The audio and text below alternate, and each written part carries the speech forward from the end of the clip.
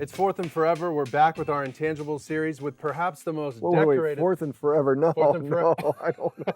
I can't be Fourth and Forever, man. That's brutal. But go ahead. I know. Okay, it's almost as bad as third in a Walmart parking lot. Yeah. These are no fun for quarterbacks. But as you can tell, we have one of the most decorated quarterbacks, not just of all time, but on our show. Steve Young, thank you so much for doing this. My pleasure.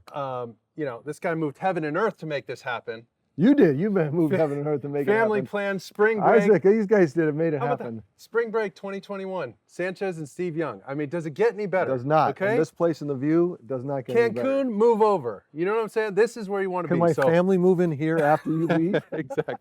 Exactly. Okay, let's start. We have so many quarterbacks to talk about, particularly Zach Wilson, a BYU guy like you. But I want to start with your upbringing, being a part of the LDS community, going to BYU, and almost going to North Carolina with Coach Dick Crum, who recruited you hard. How did you pass up North Carolina, and what made you go to BYU? Well, it's so funny because back then, people weren't throwing the football. Yep. 3 schools were really famous for throwing the football at the time: Stanford, BYU, and University of Miami.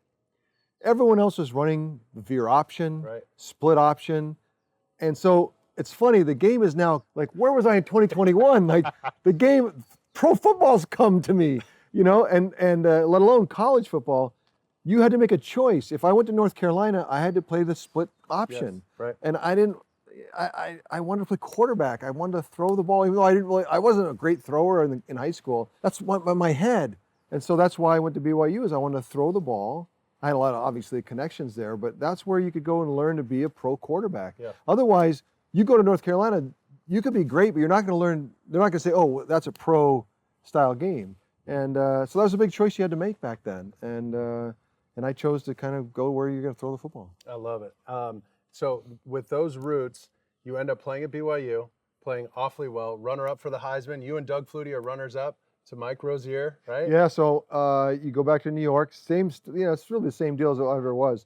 You go back, and one guy gets the trophy, and then they hand us a sweatsuit.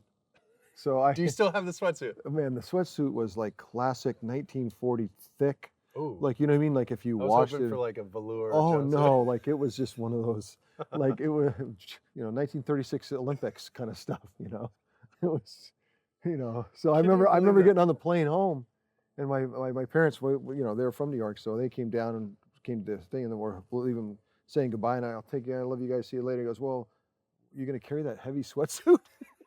I'm like, no, I think you should take the sweatsuit. We got to get my mom, she still has the sweatsuit. I don't know. She has it? I have no idea.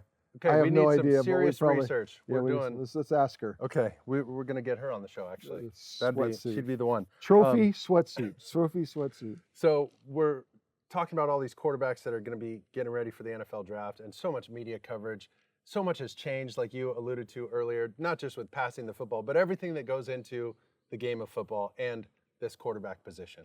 Everybody wants to know about it. It's the toughest position in all of sports, and it is so hard to evaluate.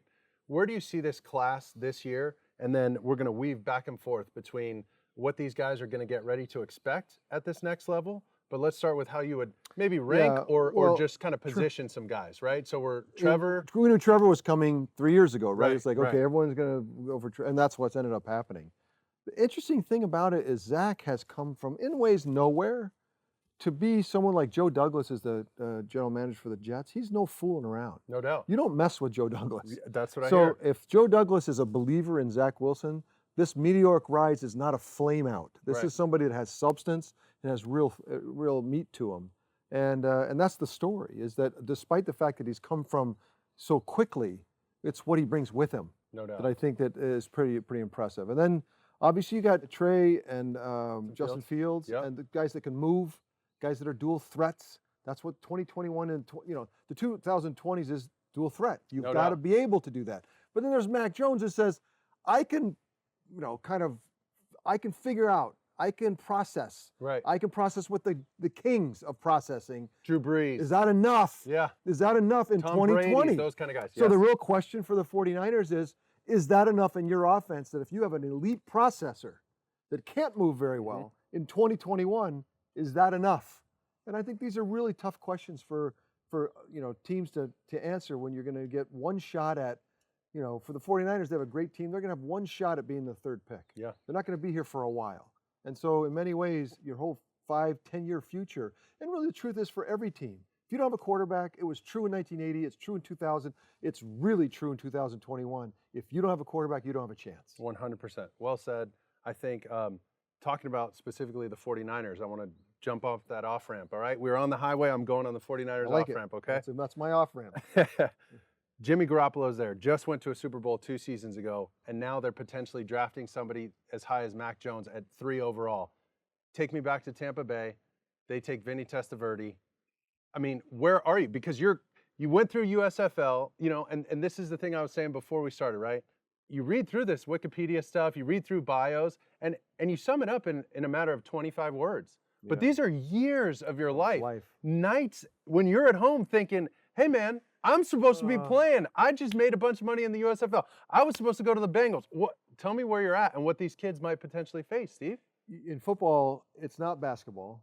It's not even baseball, because baseball is kind of different how they in a team atmosphere. Football, you just need a lot of help. Oh yeah, we've lived it, right? And if you don't have that help, if you don't have that institutional help, if you don't have the help from the owner, head coach, the general manager, kind of a plan, a team that's cohesive, and forget about that, talented, you know, elite talent with a plan from the head coach. Those are all things that quarterbacks need. Any great Hall of Fame quarterback needed those things. I don't know of any Hall of Fame quarterback that didn't have those things. Right. And so in many ways, but I know a lot of great football players that could have been Hall of Fame players that didn't get those things. Sure. And because of that, they don't get there. Right. So you asked me about Tampa Bay, you asked me about Vinny Testaverde, and you know, a life in Tampa would have been a really tough environment, and as proven by anyone who went through there. And then getting to a place like San Francisco that was 3 generations ahead. In 1987, when I joined them, 3 generations ahead in every aspect: offense, nutrition, hydration, sleep, mental health. Like, wow. They were just 4 generations ahead of everyone in football. In many ways, football today is what it is because of what Bill Walsh was doing in the 80s. And so that is just absolutely ends of the spectrum. Yeah. From Tampa Bay to San Francisco, and I got to experience that in a year and a half. Unbelievable. Yeah, very lucky. And I think that's the truth. Look at Matthew Stafford. Yeah. Matthew Stafford's a phenomenal football player. I give Matthew Stafford like hazard pay. Like, he did things in Detroit that very few humans could do. People had no business. Very few humans could pull off what Matthew's done. I agree. In some ways, that's Hall of Fame stuff, but you don't get credit for it. Right. Now he's in a place where he's going to be coached. He's going to have the talent around him, and all of a sudden you're going to see, I didn't know he was that good. Well, because he has help from an institutional perspective, from the talent, from a cohesive plan. It's just, you know, these things are not, and it's more true than ever, but it's always been true in football. Quarterback needs help. 100%. And you ended up getting that help. Talk about your transition from Tampa Bay to the 49ers, where now people labeled Steve Young as a bust draft pick back then. And now you have to back up Joe Montana. This is Sam Darnold, potentially. This is Ryan Tannehill, what he's been able to do. Mark, some of these guys. There's 50 names. I mean, you name it. These guys go through it, and it can happen. It happens. It can happen. You can get yourself flushed out of the system. And I can tell you that there are 10 guys that over the years that have come to me and said, I just figured it out, and they just got thrown out of town. Literally, I got it. I have it, and now I'm gone. And now you never, in some ways, you never get around again. Trent Dilfer, I'll have a conversations until he got with Seattle 9-10 years into his career, when the heavens opened and the light came down and Mike Holmgren's offense from Bill Walsh. And he tells a story of all of a sudden everything became beautiful and clear and fresh and wonderful. It's an epiphany, and like, where was this? And how many guys? Boomer Esiason. He says he called it the Bermuda Triangle. The Jets, the Bengals, the Oilers, and the Bengals. He's like, I went to the Bermuda Triangle because I didn't get the help that I needed to be great. And so for me, the transition, Bill Walsh told me that Joe Montana had 2 back surgeries. I told Bill, I can't come and watch. I'm going to stay and play or fight it out with someone. I'm going to go play or go to law school. I can't watch. I didn't mean to be elitist. I just can't. But that's the nature That's of the just how I position. couldn't do it. So I told him. He said, no, look, Joe's had 2 back surgeries. There's no way he can play very long. Come, and I'm like, okay, let's do it. And I just remember the first practice we ever had. Joe Montana, I was out there first, ready to go. And out came Joe. I never met him in my life. Out comes Joe Montana, and he's jogging. And the first thing I think to myself is, he looks fine. And that's the lesson I had. I remember going to Bill Walsh, like, Bill, What you was told this me all that- about? So I mean, What's that's with the all that next 1 in 4 a years. million talk? That's the Yeah. next 4 years of my life. But in the end, finally getting that chance with the help, with the talent, it's not going to make you better than you are, but you're going to find out how good you really are. 100%. You're going to find out the can full maximize measure your- of who yes, you are. to maximize And that's your really potential. all human beings. This is away from football. We all want Yep. chances to find out how good we can get. And in football, you need those places that allow the full measure of who you are. Come on. Optimal resources. I think you're exactly right. And then to button this thing up, me personally, I remember watching in that Super Bowl against the Chargers, you physically taking the monkey off your back. That was one of my very first football quarterback moments. That John Elway's helicopter later on, I watched that on the beanbag with my dad. There were a couple things that I remember as a kid, and that's one of them. Explain that emotional, release for you and what that moment of euphoria was and what it meant for the rest of your career. Honestly, Mark, I kind of regret that moment only because in 1991, that was 1995. In 1991, when I took over for Joe, I had already gone through the desert or the wilderness, whatever belly that of is, the whale. belly of the whale, the deep hole, the dark Yeah. of comparison, Yeah. of how to figure that out, how to look at that in a way that was healthy. And because of that, the next 3 years were 2 MVP years and 1 second place MVP years. And the reason why that was is that I had left that behind. I was no longer burdened with Joe Montana as a comparison. I'd figured it out, and I was free of it. And so when I did it in the Super Bowl, it was almost as a whim. Yeah, the fact that you remember it is probably important and good, but I should have done it in 1991. I get it. You know what I mean? I should have done. It just wasn't reflective of who I was at the time. But the fact was, there was a monkey out. There was all those metaphors, and that weight was real. That weight was damning. That weight was oppressive. That weight made me depressed. It made me it just put me in a hole in 1991, and I dug my way out of it. And that's what you need. It's a beautiful thing.